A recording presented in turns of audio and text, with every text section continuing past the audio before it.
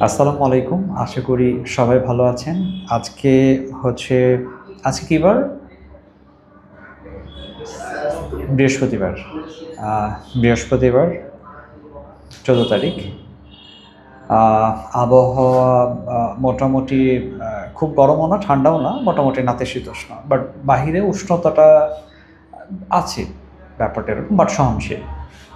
But আমি যে বিষয় নিয়ে আসলে কথা বলার জন্য ক্যামেরায় আসলাম সেটা হচ্ছে গতকাল আগের দিন আমরা যে সিচুয়েশনটা দেখলাম যে এবার যারা এইচএসসি পরীক্ষা দিচ্ছে, তো আসলে তাদের এই এইচএসসি পরীক্ষাটা গতকাল নেওয়াটা কতটুকু যৌক্তিক ছিল এটা আসলে আমার বোধগম্য না।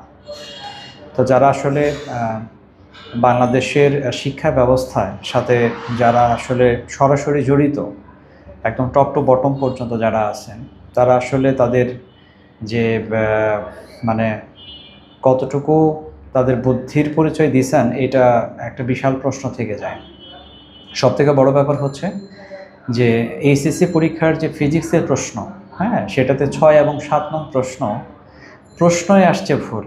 তো একটা স্টুডেন্ট যখন পরীক্ষার হলে যায়, সে তো আসলে সব কিছু শিখেই চেষ্টা করে যে সে পরীক্ষাটা যেন সে ভালো করতে পারে। কিন্তু যখন একটা আননোন প্রশ্ন থাকে এবং যদি প্রশ্নটা ভুল থাকে এবং সেই উত্তরটা আসলে ওরা কীভাবে দিবে, সো এটা একটা প্রশ্ন থেকে যায়। তার মানে প্রশ্ন হচ্ছে যারা প্রশ্নটা করছে, তো যারা প্রশ্নটা করছে তারা কি আসলে প্রশ্নের সমাধানটা কখনো কেউ করছে যে আসলে এটার উত্তরটা কী? তা আমার মনে হয় যারা প্রশ্ন করে বা যারা প্রিন্টিং বা প্রেসে জড়িত আছে, আমার মনে হয় এদেরকে প্রথমত আগে শাস্তির আওতায় আনা উচিত। কারণ এই কোমলমতি শিক্ষার্থীরা, ওরা একটা পরীক্ষাটা হচ্ছে ওদের কাছে একটা ইমোশন। সো এরকম একটা ইমোশনের জায়গায় এটা এখানে এমন না যে আমি খামখেয়ালিপনা কোনো একটা প্রশ্ন করে দিলাম আর ওরা সেটা বুঝতে পারবে না। ওরা খুব সহজেই বুঝতে পারছে যে প্রশ্নটা ভুল।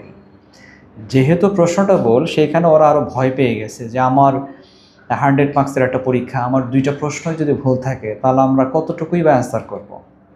আর অ্যান্সার করার পর আসলে আমরা কতটুকু মার্কসই বা পাবো, আমাদের এই প্লাসগুলো আসলে কীভাবে টিকবে। সো এই ধরনের যে বিষয়গুলো, এটা আমার মনে হয় যারা প্রশ্নকর্তা তাদের কতটুকু বিবেকে কাজ করছে এটা আমার বোধগম্য না।